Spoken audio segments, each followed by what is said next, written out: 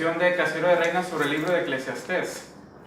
Entonces, este es un tema también que he estado leyendo bastante últimamente. También he leído mucho lo que viene saliendo, sobre todo en universidades británicas. La Universidad de St. Andrews tiene un programa sobre la historia de la Reforma. Y uno de los puntos que más me impactó sobre los libros que se están publicando es la cultura de la persuasión que se creó por medio de la Reforma Protestante. Esto es cómo este movimiento hizo o persuadió que las personas dejaran una iglesia establecida para empezar algo nuevo. Y realmente son temas que quiero compartir, ¿sí? Tengo una breve presentación, básicamente son imágenes, casi todo lo he escrito. También lo que he escrito salió en una edición de la Biblia en catalán conmemorativa, aunque bueno, yo lo escribí en castellano, lo tradujeron al catalán y hay unas cuestiones ahí un poco que bueno, ustedes pueden ver y juzgar por sí mismos, ¿sí? La idea es esta: ¿cómo pudo un movimiento del siglo XVI cambiar la iglesia en Europa? ¿Qué tenía este movimiento que hizo que personas se adhirieran a él, dejando atrás todo un sistema establecido? La respuesta se encuentra en una idea principal, y esta idea fue la doctrina de la justificación por la fe. Es a través de esta doctrina que la Reforma tuvo que dirigir a las personas a un correcto entendimiento de la Biblia, así como también una correcta forma de vivir y pensar en base a esta doctrina. Este proceso creó una cultura de persuasión, la cual se desarrolló a través de las traducciones de la Biblia, sermones, himnos, catecismos, una nueva solidaridad y una cultura de pertenencia. Y en el siglo XVI empezamos a ver esto, ¿no? Hay un desarrollo de la filología impresionante. Erasmo de Rotterdam, que podemos ver la imagen, no soy muy bueno aquí, edita lo que viene siendo el Nuevo Testamento en griego en el año 1516. Esta es la portada. Y esto es un punto de inflexión. ¿Por qué? Porque es a través de esta primera edición y las posteriores el texto que van a utilizar los reformadores para traducir realmente del griego a las lenguas vernáculas, ya sea alemán, francés, italiano, español, etc. Y por primera vez en muchos años, Erasmo compila lo que viene siendo todo el Nuevo Testamento, y realmente esto es una revolución que se da curiosamente justo un año antes de que Martín Lutero clave las tesis en la puerta de la iglesia de Wittenberg. Y realmente se tiene el Nuevo Testamento por primera vez en muchos años compuesto del original, y es el que van a utilizar los reformadores. Con respecto al Antiguo Testamento, se utiliza la Biblia de Bomberg. La primera edición surge en 1517. Y algo interesante de esta Biblia es que, bueno, aquí vemos que es Génesis, Bereshit, está el texto hebreo, pero en los costados están los comentarios rabínicos de rabinos como Abraham ibn Ezra, Rashi, David Kimhi. Y por primera vez, no solamente la iglesia puede tener el texto delante suyo, sino también comentarios rabínicos importantes.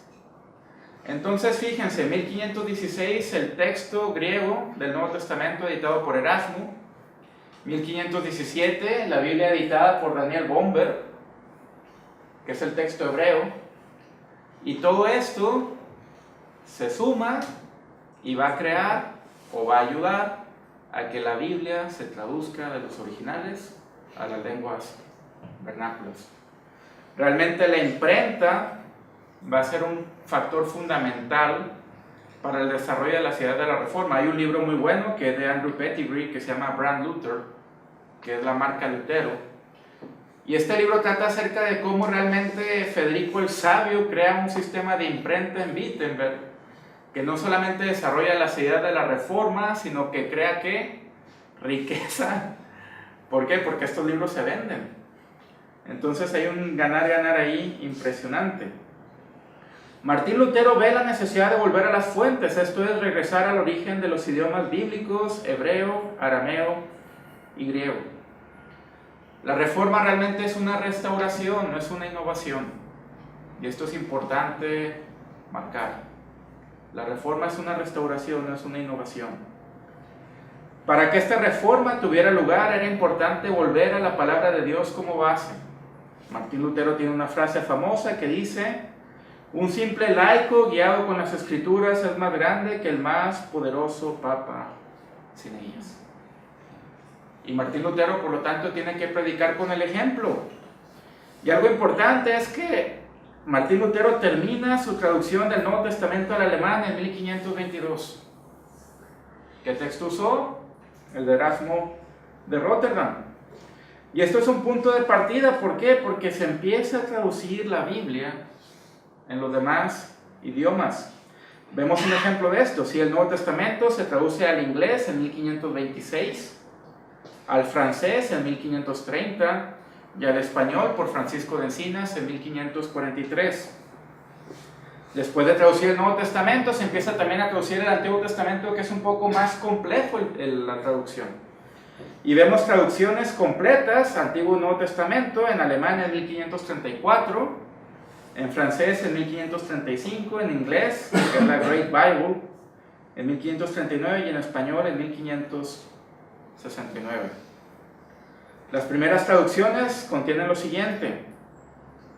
Realmente hay un argumento inicial al inicio de cada libro, que es lo que, por ejemplo, podemos ver una Biblia el día de hoy, una Reina Valera, y hay un breve a veces argumento inicial, ¿sí?, en el cual se comenta de forma breve y a manera de introducción el contenido del libro o del salmo en específico. También hay un breve encabezado en cada capítulo, ¿sí?, en el cual se menciona el tema principal, y por último hay notas en los márgenes en los cuales hay referencias en textos paralelos. Entonces vemos que, por ejemplo, esta es la Biblia completa que hace Casidro de Reina. Más o menos todas las Biblias eran de este grueso, ¿sí? Y si uno la abre, por ejemplo, en el libro en el libro de Samuel, se ve una introducción sobre el libro de Samuel.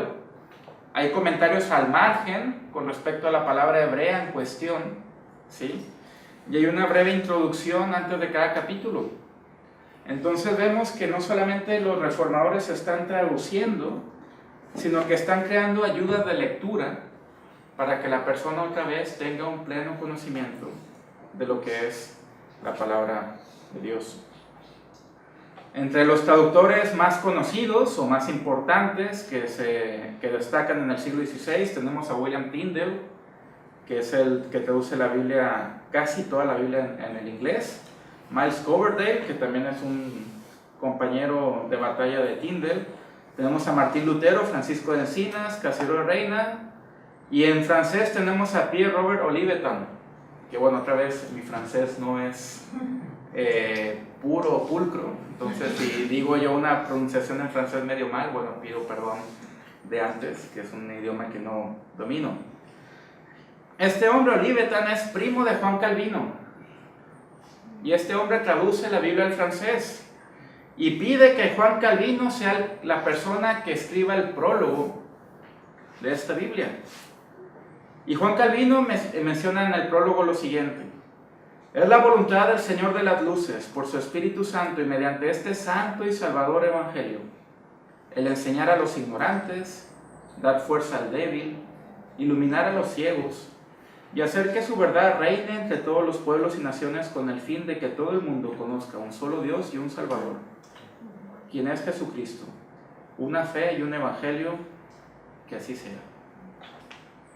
Y es importante que tan pronto empiecen a circular las versiones de la Biblia en lenguas vernáculas, los reformadores empiecen a predicar en el idioma en el cual la Biblia se está traduciendo. Y empiezan a predicar de una forma que la gente pueda entender. Una frase de Lutero también dice, y define la importancia de esto de la siguiente manera: las cosas complicadas debemos de discutirlas de forma privada con gente inteligente. Yo no tengo en mente a Bugenhagen, un compañero de él, ni a Melanchthon, ni a Justus Jonas en mi sermón. Ellos saben mucho más de lo que sé yo. Yo no intento predicar para ellos, yo solamente predico para Hansi o Betsy, ¿sí? Entonces vemos que realmente no son personas que buscan estar en una nube, en una torre de marfil académica, sino que tratan de llevar todo esto para las personas simples y corrientes. Es también importante resaltar que los reformadores vuelven a las ideas de Cicerón con respecto a la oratoria. Incluso Marco Tulio Cicerón es quizá el humanista más citado por los reformadores. ¿Y qué pasa con Cicerón? Que tiene por lo general frases o dichos en tres grandes bloques. Punto número 1, punto número 2 y punto número 3. Y curiosamente esa herencia la podemos ver todavía el día de hoy.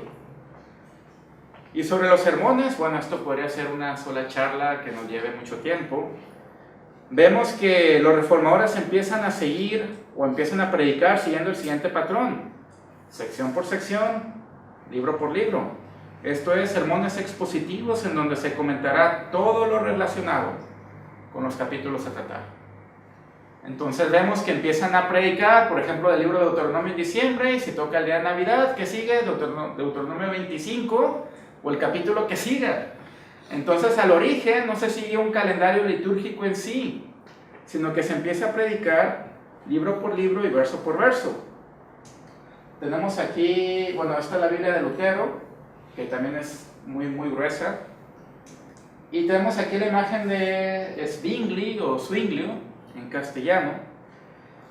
Este hombre entre 1519 y 1522 predica una serie de sermones que cubrieron el Evangelio de Mateo, el libro de Hechos y varias de las epístolas de Pablo, verso por verso y capítulo por capítulo. Él es el que empieza realmente la reforma en Zúrich, en Suiza, y su seguidor, la persona que viene después de él, este es Bullinger, a la edad de 33 años. Bullinger, él predicaba 6 veces por semana. Se calcula que en sus 44 años de ministerio, Bullinger llegó a predicar cerca de 7,000 sermones, cubriendo cada libro del Antiguo y del Nuevo Testamento. 7,000 sermones en 44 años. Realmente esto es impresionante. Juan Calvino, por su parte, aquí siempre los pongo más o menos jóvenes para no tener ningún problema. Juan Calvino en algún momento de su vida llegó a predicar 286 veces al año, lo que podría dar un total de 4,000 sermones en toda su vida. Importante resaltar también que siempre tuvo problemas físicos, sobre todo estomacales y de salud, y a pesar de eso, pues llegó a tener esta cantidad de sermones, ¿sí? Y vemos esto, o sea, no solamente hay traducciones, no solamente hay sermones, sino hay una actividad escritural impactante de los reformadores. Toda la serie de obras escritas de Lutero, traducidas al inglés, cubren 55 volúmenes. Entre ellos hay las famosas Table Talk o charlas de sobremesa, donde él está con su familia hablando con sus alumnos. Están sermones, están comentarios bíblicos y exposiciones personales. 55 volúmenes traducidos al inglés de Martín Lutero. Calvino, por su parte, la traducción al inglés consta de 59 volúmenes. Y en estos 59 volúmenes hay comentarios bíblicos, sermones, apuntes de sus asignaturas impartidas en la Academia de Ginebra, cartas personales, tratados teológicos o catecismos. 55 volúmenes y 59 volúmenes. La persona que diga que ha leído todo sobre Martín Lutero, pues hay que ponerlo ante el juicio. Entonces vemos aquí cómo esto crea una cultura de persuasión por medio de la traducción de la Biblia, sermones bíblicos, comentarios, el uso de la imprenta. Y así como la Reforma vuelve a la Biblia como fuente de todo, es de esta misma fuente de donde brotará la base para los himnarios que se publicarán. Otra forma de persuadir a la gente, no solamente escuchando la palabra de Dios, sino que cantando la palabra de Dios. Los reformadores tomarán como base de esto los textos que aparecen en Efesios 5:19 y en Colosenses 3:16, en donde se menciona la importancia de cantar con salmos, himnos y cánticos espirituales. Martín Lutero escribirá varios himnos, algunos de ellos basados en el libro de los Salmos, por ejemplo el Salmo 46, que de donde se desprende la idea de castillo fuerte en nuestro Dios. También tiene otro himno, por ejemplo, que está basado en el Salmo 130, de lo profundo clamo a ti. Y por su parte también Juan Calvino contribuye en esto. Él realmente mete mano, sobre todo en la cuestión teológica del Salterio de Ginebra, que el Salterio de Ginebra, aquí vemos una de las ediciones, esta es de 1556, aunque hay otras anteriores. Y Juan Calvino, en 1545 compone el himno Salve Jesús, mi eterno Redentor, teniendo como base Isaías 41. Los salmos son importantes para Calvino porque escribe lo siguiente en su comentario: los salmos pueden estimularnos a levantar nuestros corazones a Dios y despertarnos a un ardor a invocar, así como en exaltar las alabanzas de la gloria del nombre de Dios. Lutero estimula el desarrollo del Salterio de Ginebra. Varios de los salmos son traducidos por él, así como por el poeta Clement Marot, otra vez mi francés no es bueno, el teólogo Theodore Beza, y Luis Bourgeois es el que, por ejemplo, pone la música del Salmo 100. Este salterio va a utilizar 128 diferentes melodías escritas en 110 patrones métricos diferentes. Entonces vemos que realmente no es un salterio monótono en el sentido de que siempre todo suena igual, como una canción de Maná, sino que vemos que realmente hay una distinción musical importante. Entonces vemos cómo se va creando la cultura de la persuasión, ¿sí? Por medio de los sermones, traducciones de la Biblia, música. Y otro factor es la educación cristiana del pueblo. ¿Por qué? Porque Martín Lutero empieza a hacer algo que se trata de recuperar en la iglesia, que es el catecismo, ¿sí? Y en 1529 empieza lo que viene siendo el Deutsche Catechismus, o sea, el catecismo alemán, y el Kleine Catechismus, que es el catecismo pequeño. Aquí vemos la edición de 1532, ¿sí?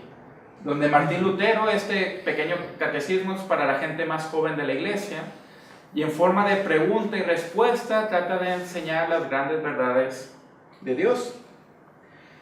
Y esta forma de enseñar de forma de pregunta y respuesta realmente no solamente empieza en Alemania, sino que se empieza a expandir.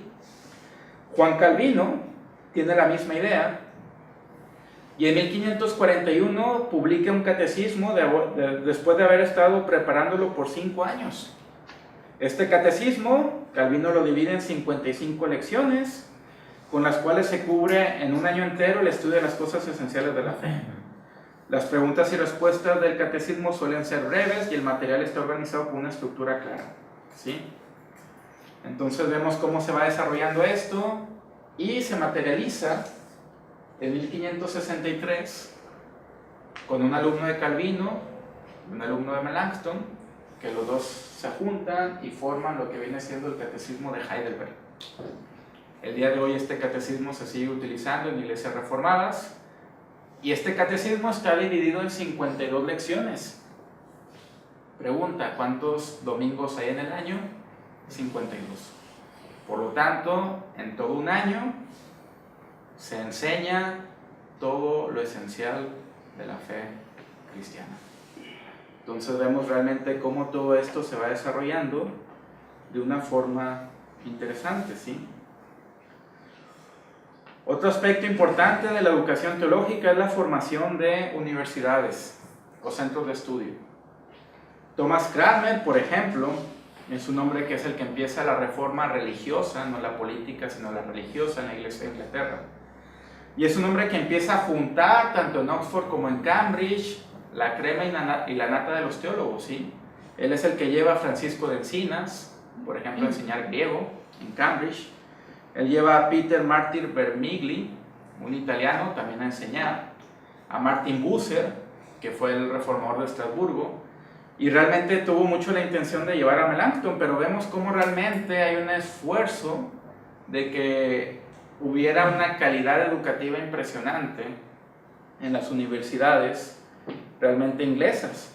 En Ginebra, en 1559, se funda la Academia de Ginebra, la cual va a ser un centro teológico importante, por la cual realmente de ahí saldrán teólogos a otros países, entre ellos, por ejemplo, John Knox, que estudió con Calvino, va a llevar la reforma a lo que viene siendo Escocia. Entonces vemos que realmente no es un centro solamente académico, sino un centro de evangelización importante. Y esto realmente se desarrolla en algo que son las breves misiones protestantes que empiezan a surgir en el siglo XVI. Seguidores de Lutero empiezan a llevar la misión o las ideas luteranas a lo que vienen siendo los países escandinavos. Guido de Bresse, un seguidor de Calvino, va a Bélgica, crea o es el redactor de la Confesión belga, y está el entusiasmo de llevar las ideas fuera, que en 1557 se intenta llevar las doctrinas protestantes a lo que ahora se conoce como el país de Brasil. En 1557 está el ímpetu que hay un grupo de 14 personas que tratan de llevar la misión a Brasil. Conocemos la historia, fue un rotundo fracaso. Sin embargo, vemos el primer énfasis de una misión intercontinental o transcontinental, ¿sí? Y algo interesante es, otra vez, la cultura de la persuasión, que la vemos por medio de las publicaciones. Y algo interesante que trata de hacer Martín Lutero es que en sus escritos, o en su Biblia, o en sus panfletos o sermones, vemos que se empieza a desarrollar lo que ahora conocemos como el folleto evangelístico.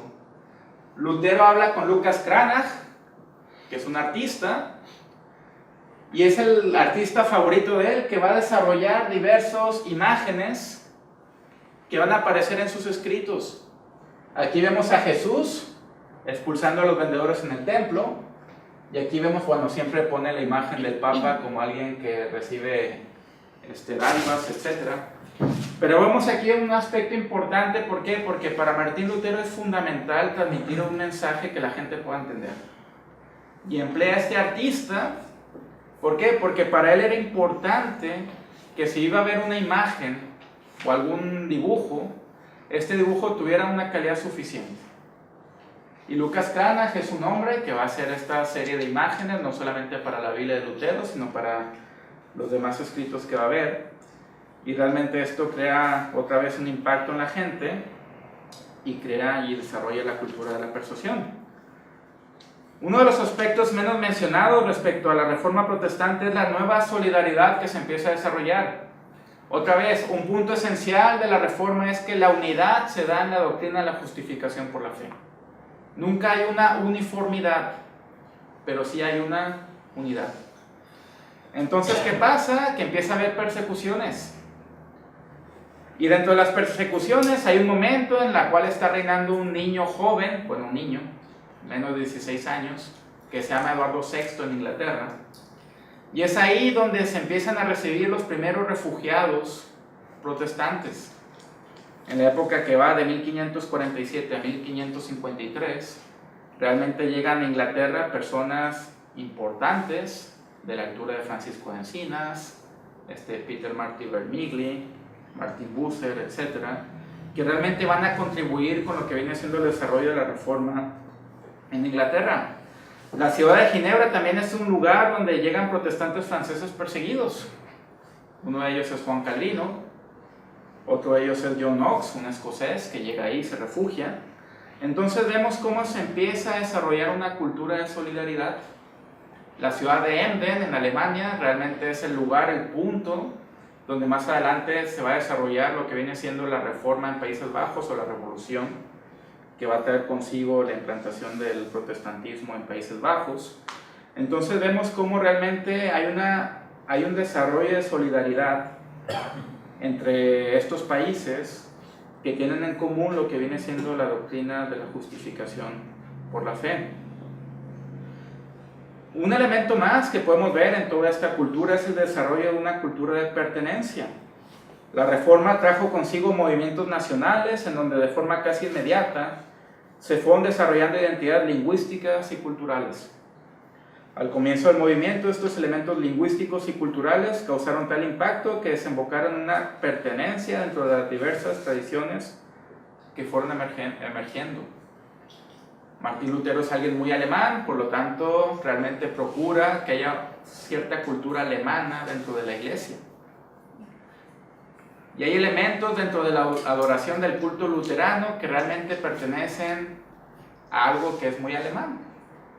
En Inglaterra, Thomas Cranmer realmente desarrolla lo que viene siendo la liturgia, que es el libro de oración común, y lo que fueron los 42 artículos, que después fueron los 39 artículos de la fe.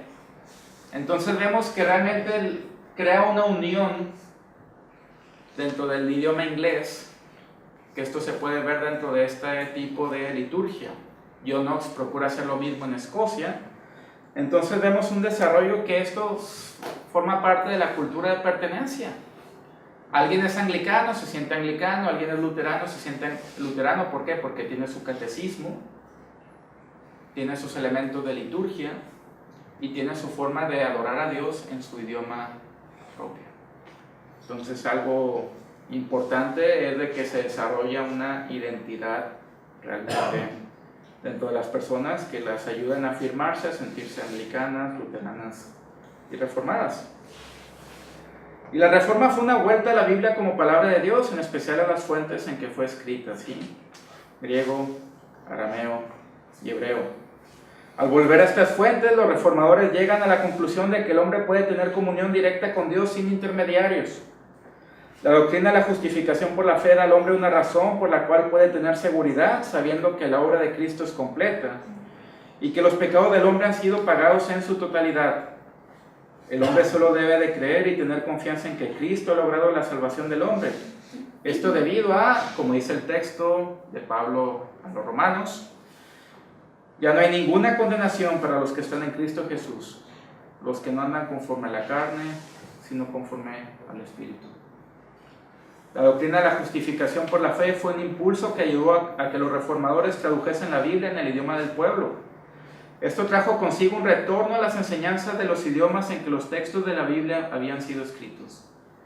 El saber que Dios ha hablado y que esas palabras pueden ser entendidas por el pueblo en su mismo idioma es lo que provocó en todo el siglo XVI que se hiciesen traducciones de la Biblia en diferentes idiomas en Europa, lo cual ayudó a predicar el Evangelio a toda nación, tribu, lengua y pueblo, tal como aparece en Apocalipsis capítulo 14, verso 6. Y todo esto otra vez produjo que se hiciera una cultura de persuasión. Esta cultura se reflejó en los sermones con los cuales los reformadores trataban de persuadir a su audiencia a vivir una vida en base al conocimiento de lo que Cristo había hecho en la cruz por el hombre. El saber que Cristo me amó y se entregó a sí mismo por mí, como aparece en Gálatas 2:20, fue un mensaje de consuelo que el pueblo necesitaba escuchar. También la cultura de persuasión trajo consigo la creación de himnos, con los cuales la iglesia volvió a cantar las grandes verdades sacadas de la Biblia en su propio idioma. Tanto Lutero como Calvino se esforzaron en escribir himnos y en poner los salmos con música, todo con el fin de que las personas en la iglesia pudieran hablar entre ellas con salmos, con himnos y con cánticos espirituales, como aparece en Efesios 5:19. Los reformadores también intentaron persuadir por medio de catecismos, con los cuales inculcaron enseñanzas elementales en la población sobre cuestiones de fe y práctica. Hubo un gran esfuerzo en poner las enseñanzas básicas de la fe protestante en forma de preguntas y respuestas. Todo esto con el fin de enseñar que Jesucristo es el único consuelo, tanto en la vida como en la muerte. Esto es la respuesta a la pregunta número 1 del Catecismo de Heidelberg. Por otra parte, también se desarrolló una nueva solidaridad con los nuevos hermanos de la fe. Esto es, personas que compartían la enseñanza protestante de la justificación por la fe. Sin importar clase social o nacionalidad, los reformadores procuraron el bienestar de sus nuevos hermanos, haciendo bien a todos, mayormente a los de la familia de la fe. Gálatas 6:10. Y finalmente, se creó una cultura de pertenencia. La reforma trajo consigo el desarrollo de nuevas tradiciones, lo cual trajo unidad y no uniformidad en el pensamiento teológico. Esta unidad se produjo con la doctrina de la justificación por la fe. Es esta doctrina la que une a los cristianos protestantes de todo el mundo, los cuales, siendo muchos, son un solo cuerpo, así también Cristo. Amén.